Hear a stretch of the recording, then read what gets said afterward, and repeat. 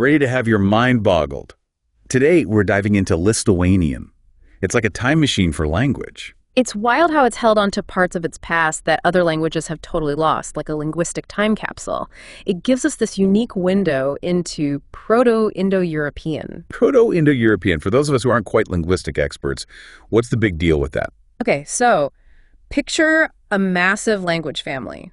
Proto-Indo-European, it's the ancestor. We're talking languages from English, Spanish, all the way to Hindi. Even some languages way out in Western China. Wow, covering a lot of ground. So where does Lithuanian fit into this massive language family tree, and what makes it so unique? Lithuanian, it's what linguists call conservative. Think of that relative who still dresses like it's the 1950s, They're a walking reminder of a bygone era. That's Lithuanian. It's held on to these Proto-Indo-European features that languages like English have long forgotten. So instead of reading a modern translation, we've got an original edition. We get to see the language in its raw form.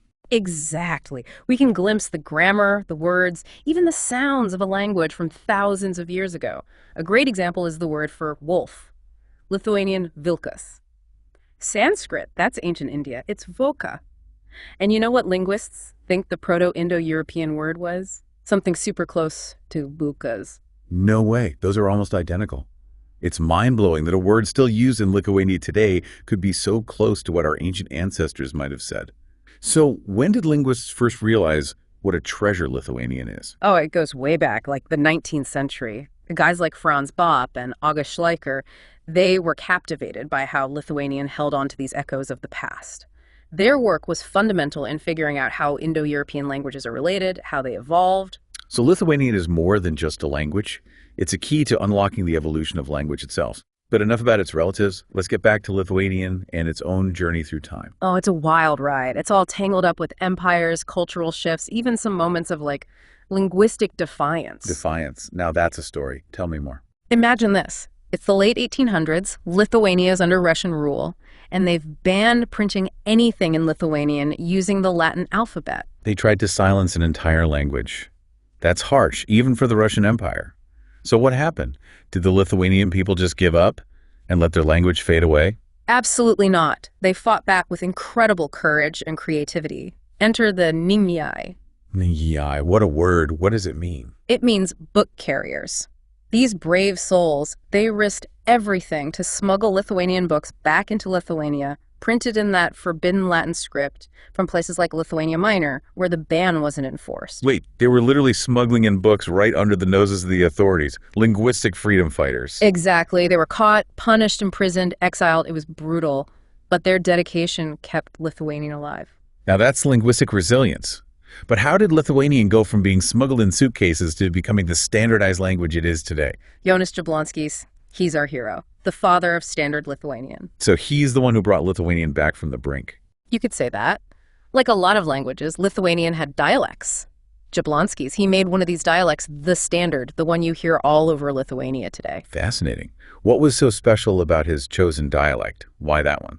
It was his own dialect, actually, Western Occitan. It was considered to be especially conservative. It held on to those old features we've been talking about. So he made sure that standard Lithuanian stayed true to its roots. Exactly. He knew how important it was to preserve that richness, the unique character of Lithuanian. Remarkable. It's like you bridged the gap between its ancient past and its modern use. Right. But even with a standardized language, change is inevitable. New words, new ideas. It's a constant balancing act. That's true. Think about how much technology has changed our vocabulary. The internet, smartphones. How has Lithuanian handled this influx of new words? It's a delicate dance, You want to preserve the language's integrity, that purity, especially with a language as old as Lithuanian. But you can't just live in a linguistic time capsule forever. Finding that sweet spot between honoring the past and living in the present. How have they managed to do that? Sometimes they get creative and invent these beautifully descriptive words. The word for computer, computerus, literally, counting machine. I love it. So literal, so Lithuanian. What about other tech terms? File, that's often rinkmena, which means a collection or a gathering. But hey, even Lithuanians love pizza, and for that they just say pika. Sometimes a loan word is the best option. Can't argue with that. But speaking of the past, we've talked so much about modern Lithuanian. I'm even more curious about its ancestor, Old Lithuanian. What's the story there? Think of Old Lithuanian as that grandparent who uses charmingly old-fashioned words, the kind who says hither and thither. Okay, I can practically hear the linguistic hithers and thithers. But Yeah. seriously, what are we talking about here? Give me an example. Grammatical cases. You know how in some languages the ending of a noun changes depending on its role in the sentence? Right, like I versus me in English. Exactly. Old Lithuanian had even more of these cases than modern Lithuanian, which already has way more than English. And get this abundance of cases, it actually hints at a connection to a whole other language family, the Uralic languages like Finnish and Hungarian. Wow. Old Lithuanian, the ultimate grammar nerd. What else made it special? Okay, buckle up. This is where it gets good. Old Lithuanian still had these remnants of lost grammatical features, like this thing called the dual number. The dual number. What in the world is that? The dual number, it's a special form specifically for when you're talking about two of something. So instead of two wolves, you'd have a word like wolf duel to show it's specifically two, not just wolves in general. A grammatical form just for pairs. Amazing, like finding a linguistic fossil. You got it. These little remnants in Old Lithuanian, they're like clues to how Indo-European languages evolved. And believe me, we've only scratched the surface. This is incredible. So by studying Lithuanian, we're not just learning about one language. We're unlocking secrets about this massive ancient language family, right? Exactly. It's like a key, opening these hidden doors in other Indo-European languages and revealing connections, shared histories we never would have imagined. It makes you realize language is so much more than just communication. It's a living record of human history and cultural evolution. And Lithuanian, with its resilience, its ancient roots, it's like a lead character in that story. Couldn't have said it better myself, and we've only just begun to explore its treasures. It's mind-blowing, right? A language in Europe with ties to languages all the way in India and China. It really shows how connected we are through language. But I'm curious, since Lithuanian has changed so little over time, what's it like for modern-day Lithuanians? Do they ever feel like they're speaking a language from another era? It's a good question. I think for many Lithuanians, there's a real sense of pride in their language. Its history, it's a big part of their identity. But they also get that language has to evolve to stay relevant. So how do they balance preserving those ancient elements while keeping up with our modern, globalized world? It's a constant process. Take loanwords, for example. Every language borrows words from others, especially now with technology, science, all the global communication. Right, like English borrowing words like kindergarten from German or restaurant from French. Exactly. Lithuanian's the same, but they don't just swallow foreign words whole. They've come up with really interesting ways to integrate them. They've figured out how to maintain the spirit of their language. So how do they do it? Well, sometimes they'll create totally new words by combining existing Lithuanian words in clever ways. It's like linguistic Legos. For example, the word for website, Svetana. Svetana. What's that mean? How does it relate to a website? It's a perfect example. Svetana, it comes from the word svetea, which means guest. So Svetana is like a guest place, a place where you get information from the internet. That's amazing. It really captures the essence of a website while still feeling uniquely Lithuanian. Any other examples of this linguistic creativity? Oh, tons. The word for download is a fun one, atsisiusti. It's a mouthful. It translates to send oneself down. Imagine, sending a part of yourself down into the internet to grab that information. I love the imagery. They really paint a picture with their words. Right. It shows how deeply they understand their language, the images within the words themselves. This is incredible. They've taught old words new tricks, adapting them for the digital age. But it can't always be easy finding such elegant solutions. You're right. It can be tricky to find that perfect Lithuanian equivalent. Sometimes they'll just use a more descriptive phrase. Or, like we saw with pizza, just go with the loanword if it fits. It speaks to their adaptability. But all this talk of loanwords and modern adaptations makes me wonder, has Lithuanian grammar changed at all over the centuries? Or is that as steadfast as the vocabulary? Lithuanian grammar is incredibly conservative. But it hasn't been totally immune to change. Remember those grammatical cases we talked about, Old Lithuanian? It even had more than modern Lithuanian. Oh, right. The dual form for pairs. It's amazing how intricate those grammatical systems can be. It really is. Modern Lithuanian has lost some cases over time, but it still has way more than most Indo-European languages. So they've streamlined the system, but kept the core elements that make it unique. That's it. It shows the language adapting while still holding on to its essence. And that essence with that intricate grammar, those ancient roots, that's what makes it so captivating for linguists, for anyone interested in languages, really. Absolutely. Speaking of fascinating features, you mentioned earlier that the cases in Lithuanian, especially in the older form, hint at a connection to another language family altogether. The Uralic languages. That seems like quite a jump. How can a language in Europe be linked to languages spoken as far away as Siberia? It's one of those big mysteries in historical linguistics, for sure. Uralic languages like Finnish, Estonian, Hungarian, even those spoken in Siberia, they're generally seen as separate from the Indo-European family. Like separate branches on the language family tree. Exactly. But here's the thing, both Proto-Indo-European and Proto-Uralic, the ancestor of the Uralic languages, they both had all these grammatical cases. It suggests there might have been some kind of interaction way back when between these ancient languages or their speakers. So maybe no direct link, but there's evidence of contact, like a linguistic exchange in the distant past. Exactly. Think about finding similar architectural styles in places that are geographically distant. It hints at some shared ideas, influences, even if we don't know exactly how it happened. And that's where studying languages like Lithuanian is so crucial. They give us a window into a time when those connections were maybe stronger, before those languages diverged and went their separate ways. Precisely. The more we study these ancient languages, the more we understand about the history of human language and migration. It's like putting together a giant, complex puzzle. Like becoming linguistic detectives, looking for clues from thousands of years ago. But as we go deeper into Lithuanian and its evolution, one question keeps popping up. If Lithuanian has changed so little, what does that tell us about the languages that branched off from it? Did they all undergo much bigger transformations? That's a great question. And it gets at the heart of how linguists think about language change. We use terms like conservative or innovative, but all languages change. It's just that the speed and the way they change can be really different. So some languages are just more prone to, say, picking up new words or changing their grammar rules. That's right. And so many things can influence these changes. Geographic isolation, interactions with other languages, cultural shifts, political upheavals, you name it. Languages are like living things, constantly adapting to their environment, changing over time because of different pressures. Exactly. And just like in nature, where some species evolve faster than others, some languages go through more dramatic changes than others. Fascinating. So even though Lithuanian is kind of like a linguistic living fossil, other Indo-European languages have had their own adventures, right? Absolutely. Each language has its own unique story, its own innovations and adaptations. That's what makes them special. It really highlights the incredible diversity of language, how dynamic it is. But since we know Lithuanian has stayed pretty true to its roots, does that mean studying it can give us clues about what those earlier Indo-European languages were like? Can we use it to understand how, say, English or Spanish evolved? That question has been a big one for linguists for a long time.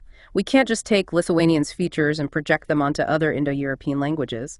But it definitely gives us important clues. It helps us build a framework for understanding how those languages might have changed. Like having a reference point, a benchmark for comparing other languages in the family, to see how they each went on their own paths. That's a great way to put it. It helps us ask smarter questions. How did certain features change? Why did some things disappear while others stayed the same? What caused these changes? Lithuanian sounds like a Rosetta Stone for Indo-European linguistics, giving us this glimpse into the history they all share. But there must still be so many unanswered questions, so many linguistic mysteries to unravel. Absolutely. That's what makes this field so exciting. Every new discovery, every piece of evidence gets us closer to understanding this intricate web of human language. It's like we're on a never-ending linguistic adventure. But as we keep going on this adventure, I keep coming back to this question.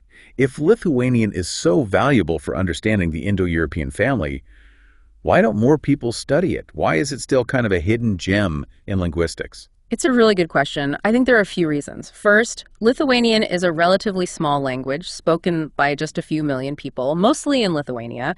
It's not as widespread as languages like English or Spanish or Mandarin, which often get more attention. It's partly just about the numbers. Partly, yes, but there's more to it. Lithuanian, with all those grammatical cases and unfamiliar sounds, it can be challenging to learn. It's not the easiest language to pick up for a casual learner. It needs a bit more dedication, but that's also part of the appeal, the challenge, uncovering its intricacies. That's what makes Lithuanian so rewarding. As they say, the best things are worth working for. But aside from the challenges of learning it, is it hard to find resources for studying Lithuanian? Could that be another reason it's not as well known? That's definitely a factor. There are resources out there, but they're not as easy to find as for more popular languages. It's a shame. As we've seen, Lithuanian has so much to offer. It's a linguistic goldmine that needs more attention. I completely agree. Thankfully, things are changing. More and more linguists are recognizing how important Lithuanian is, and there's a growing movement to study and protect it. That's fantastic news. So what's next for Lithuanian? With technology connecting us more and more, will it be able to hold on to its unique character, or will globalization eventually force it to lose those ancient features that make it so special? That is the million-dollar question. It's hard to predict the future of any language with certainty. But I think Lithuanian has a few things on its side. Oh, like what? Well, as we said, Lithuanians are incredibly proud of their language and its heritage. They've fought hard to protect it, and I don't see that changing anytime soon. It sounds like there's a real sense of ownership over the language, a dedication to keeping it alive. Absolutely. Plus, Lithuanian has proven its resilience. It's faced challenges before and come out stronger. It's a language that stood the test of time. Exactly. And don't forget, more and more linguists and language lovers around the world are realizing how important it is. That means more research, more resources, more efforts to promote and preserve it. That's so encouraging. So while there are always unknowns, there's definitely hope that Lithuanian will keep fascinating and inspiring people for generations to come. I believe so, yes. Who knows what incredible secrets this ancient language will reveal to us in the future. It's a tantalizing thought. But as we wrap up this part of our deep dive into Lithuanian, I'm curious, what are some common misconceptions about the language? What do you wish more people understood about it? That's a good question. A common one is that it's just too hard to learn. As we talked about, that can be a barrier for some. Right. But as you said, the challenge is part of the reward. Exactly. It's got its quirks, like any language, but with some effort and the right resources, anyone can learn it. Don't let that difficult language label scare you away. Exactly. Another misconception is that it's completely isolated, like it's not connected to other languages spoken today. Ah, right. Because it's so old and conservative, some people might assume it's one of a kind, totally unique. That's it, and we've seen that that's just not true. Lithuanian is part of this huge family, the Indo-European language family. It has a shared history, fascinating connections to languages spoken all over the world. This is amazing proof that language connects us, even across thousands of years and miles. But with Lithuanian retaining so much of its old character, I have to ask, does studying it feel like taking a step back in time? What would it have sounded like to hear Old Lithuanian spoken centuries ago? Can you even describe that? It's a question that's fascinated linguists forever. We can't travel back in time to hear it, unfortunately. But using what we know about its sounds, its grammar, even its poetry, we can try to reconstruct what it might have sounded like. So it's like piecing together a sonic puzzle, using all the clues you've gathered. Exactly. And based on everything we know, Old Lithuanian probably sounded even more resonant, more melodic than modern Lithuanian. It would have been full of diphthongs, those gliding vowel sounds. They make a language sound so musical. Can you give an example of a word with a diphthong, one they might have used in Old Lithuanian? Sure. The word laukas, meaning field, would have been pronounced more like laukwas. You hear that glide between the A and the U. Laukwas. That does sound incredibly musical.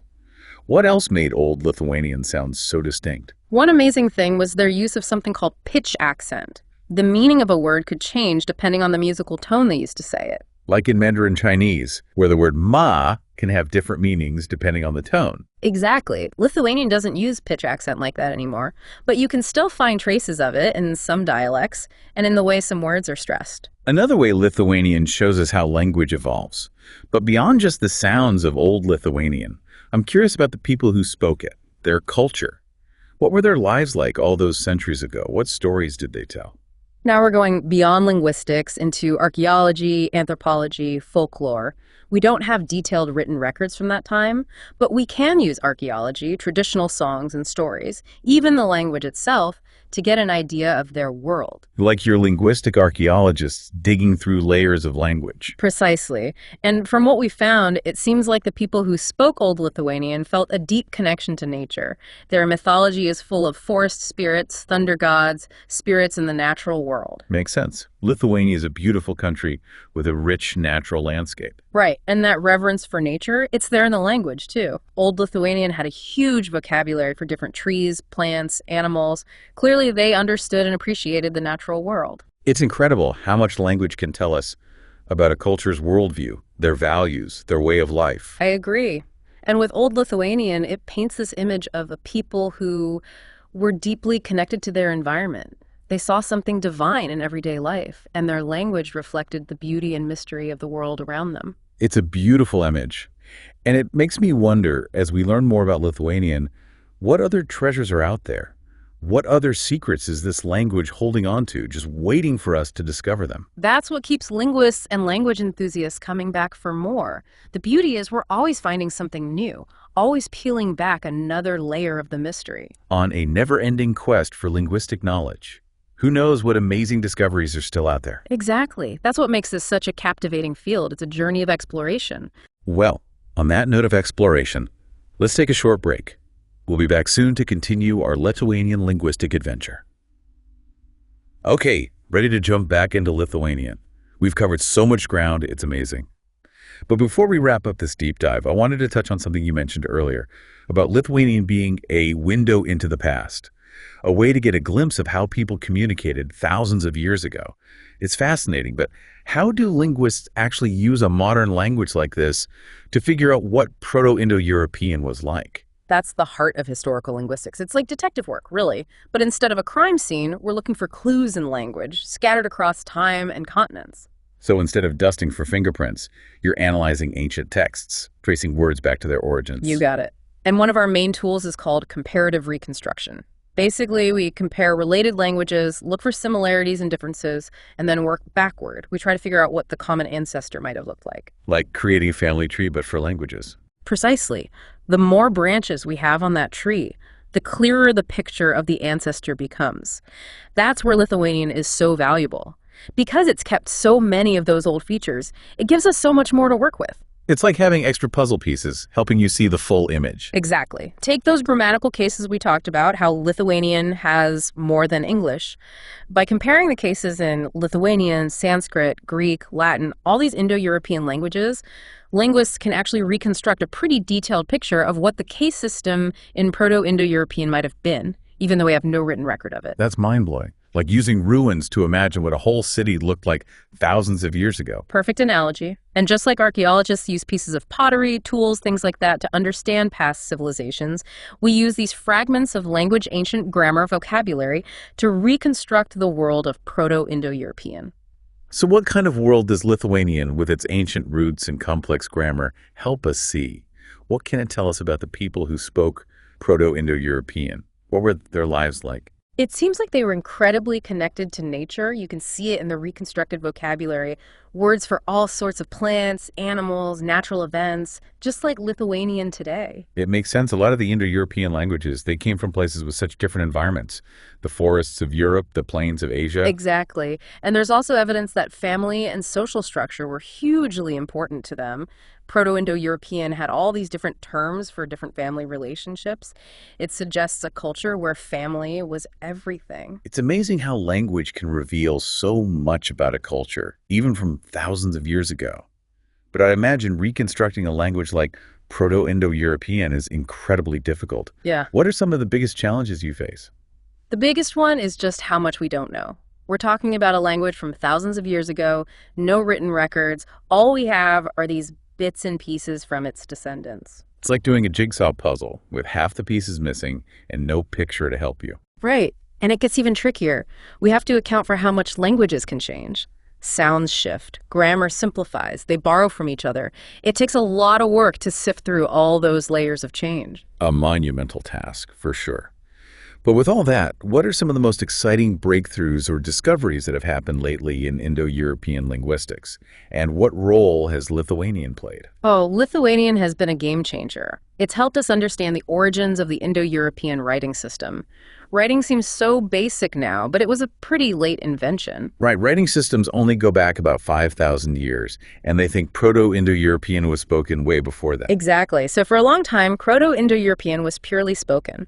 But by studying how Lithuanian words are structured and comparing them to early writing systems like Linear B, used by the Mycenaean Greeks, we've been able to figure out some of the sounds of Proto-Indo-European, how they might have actually pronounced those words. It's incredible. like hearing the echoes of a language from the distant past. It really is. Another area where Lithuanian's been key is in understanding how Indo-European poetry evolved. Lithuanian has this rich tradition of oral poetry, very intricate meters, rhyme schemes passed down through generations. It's mind-boggling how those forms have survived for so long. Centuries, even millennia. It really shows the power of language, the strength of tradition. And here's where it gets really interesting. Some of these poetic elements, things like alliteration and a type of parallelism they called dviprasmi, we can trace them all the way back to Proto-Indo-European. So you're finding traces of these ancient poetic structures in modern Lithuanian poetry. Precisely. It tells us that the Indo-Europeans had this amazing understanding of poetic form, and some of their traditions live on in their descendant languages. What a beautiful example of how language connects us through time. But as we get deeper into this world of linguistic origins and cultural links, I have to ask, what's the ultimate goal of reconstructing Proto-Indo-European?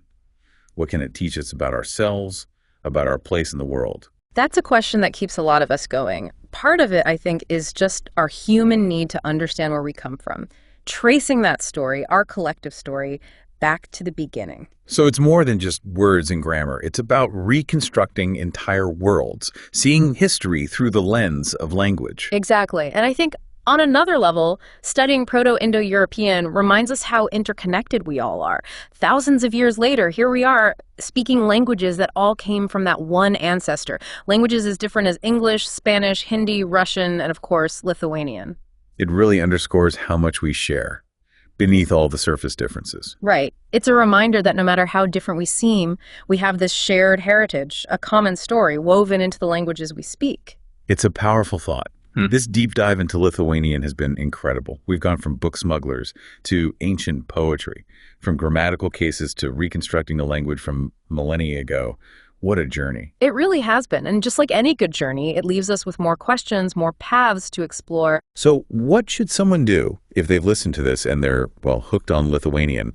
What advice would you give them? Where can they go to learn more about this incredible language? That's fantastic. There are so many resources available now. Online platforms have interactive courses, and universities all over offer programs in Baltic studies. There's a path for anyone, from a curious beginner to someone who wants to make it their life's work. Absolutely. And of course, nothing beats experiencing the culture firsthand. Visiting Lithuania, spending time in their cities and countryside, that gives you a feel for the language that you can't get anywhere else. It's a chance to hear the language come to life. Exactly. Language isn't just words on a page. It's meant to be spoken, to be part of a living, breathing culture. Beautifully put. Well, on that note of exploration and discovery, we'll wrap up this episode of The Deep Dive. A huge thank you to our expert for this incredible journey into the world of Lithuanian, its history, and its significance. It's been an absolute pleasure. The pleasure was all mine. And for our listeners, thank you for joining us on this deep dive into the wonders of Lithuanian. Until next time, keep exploring, keep questioning, and keep diving deep.